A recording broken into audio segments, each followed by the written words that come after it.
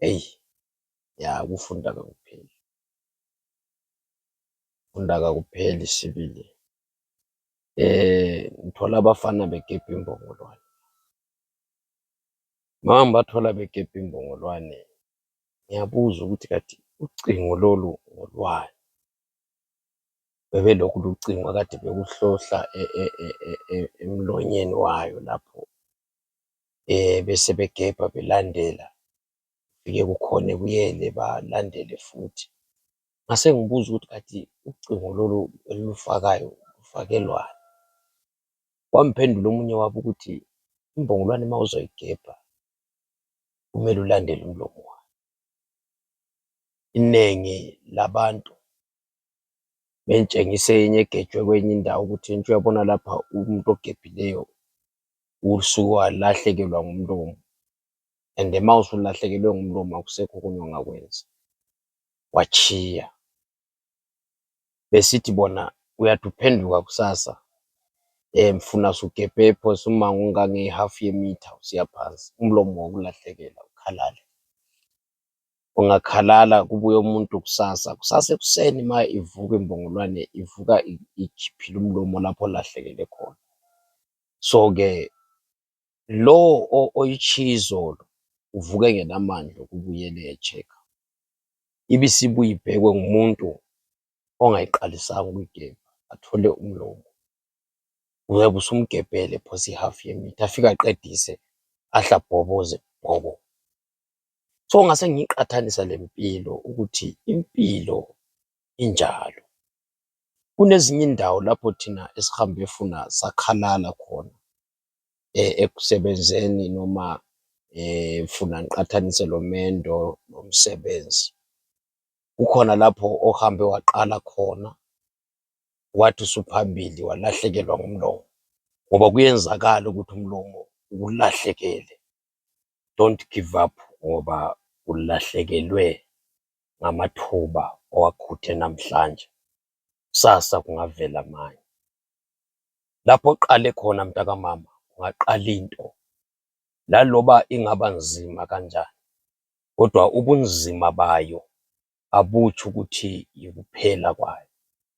Umendo sungaba nzima ekuqaleni kwawo, kanti-ke kuphendlwa indlela yobuhle obuzayo.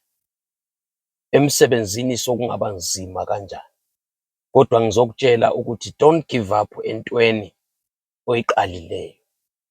Empilweni funda ukuthi utsha, amandla otshaye ngawo izolo uze uhluleke.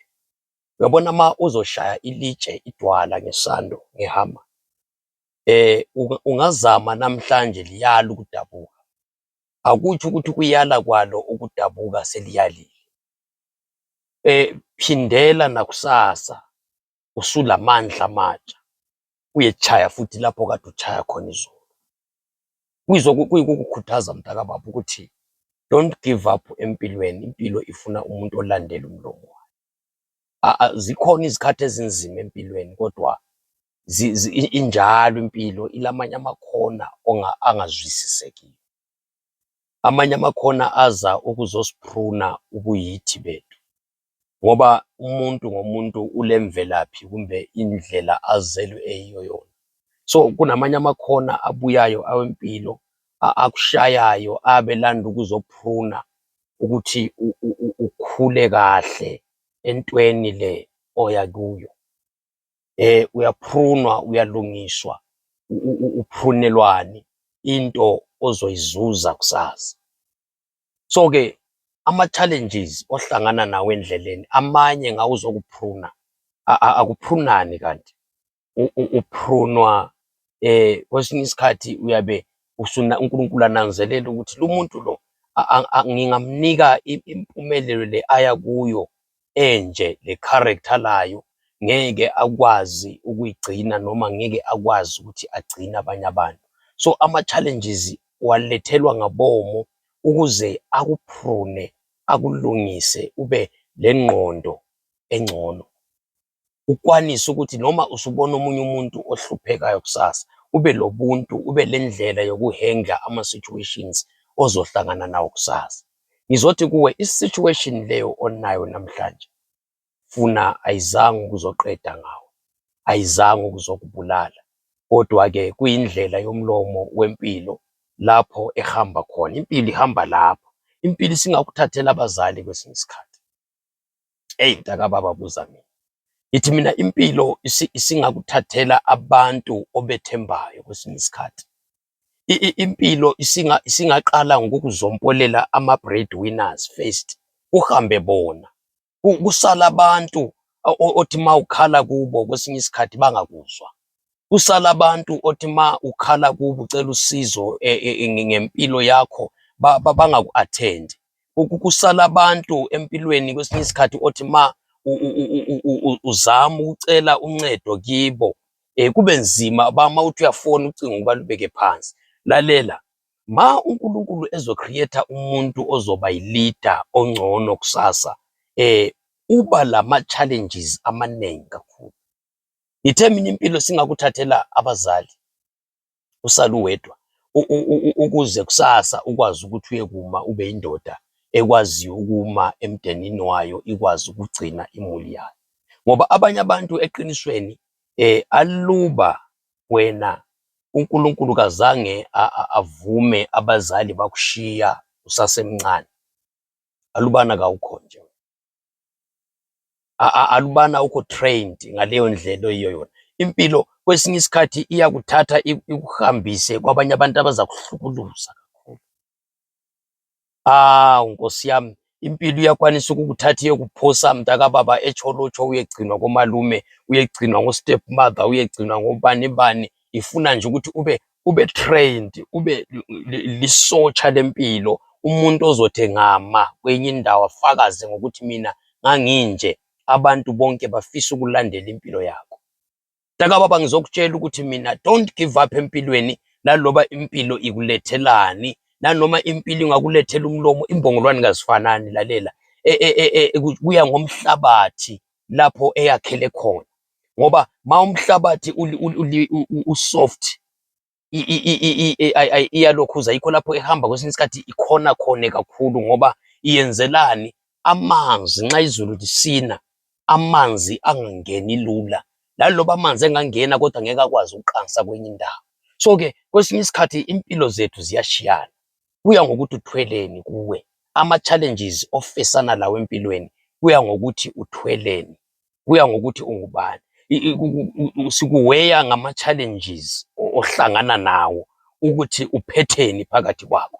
Uyabona, ma uphethe igold phakathi kwakho, ma uphethe mhlawumbe uzaba ngumuntu ozamela isizwe, uzoba ngumuntu ozoba lusizo emphakathini, uyaphekwa mntakamama, uyaphekwa. Lalela, funa i-challenge odlula kiyo manje, kuphekwa wena ukuthi ube yi-manager engcono elobuntu. Uyabona, silama-managers emakhampanini angaphekwanga, silama-managers aluhlaza angaphekwanga emakhampanini endaweni eziningi. Why? Ngoba uzuze isimanager wasithathela phezulu, engazange avuthwe, engaprunwanga yena ubuntu bakhe. Ubuntu bomuntu kumele buprunwe endleleni, ukwenzela ukuthi kusasa nxa esephethe abantu abe umuntu ozoba lobuntu, abe ngumuntu ozakwazi ukuthi lanxa ehlangana lomunye umuntu ole-problem. Yakubabona abantu abangaprunwanga kodwa balezi zinto.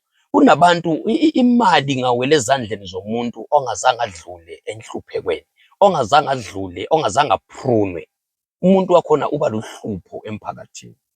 Imali ingawela ezandleni zomuntu ongaprunwanga, umbona ngokugcwalisa amankazana ezimoteni, umbona ngokungabi lobuntu, umbona ngokungahloniphi emphakathini. Why? Lumuntu uzuze umnotho kodwa engaprunwanga.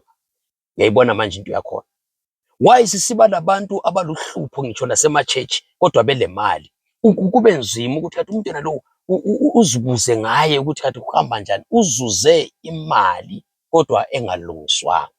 Komele uNkulunkulu adile le character yakho kuqala, andubana uzuza inzuzo. Ngifanise lesigodo.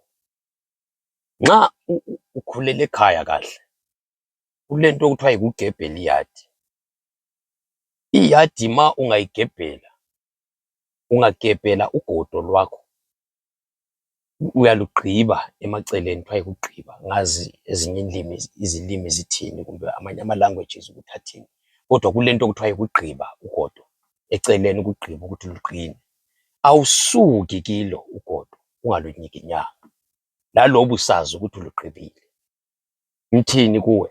Ithi mina kwesinye isikhathi uyanyikinywa empilweni ukuthi ku-check-we i-strength sakho. Ungabe ligwala, ungabalekeli ama-challenges, ungabalekeli isikhathi sokunyikinywa kwakho. God bless you. uNkulunkulu alenzele kahle, uNkulunkulu alithwale. Asibuye sihlangane njalo ngelinye ilanga. Siyabonga.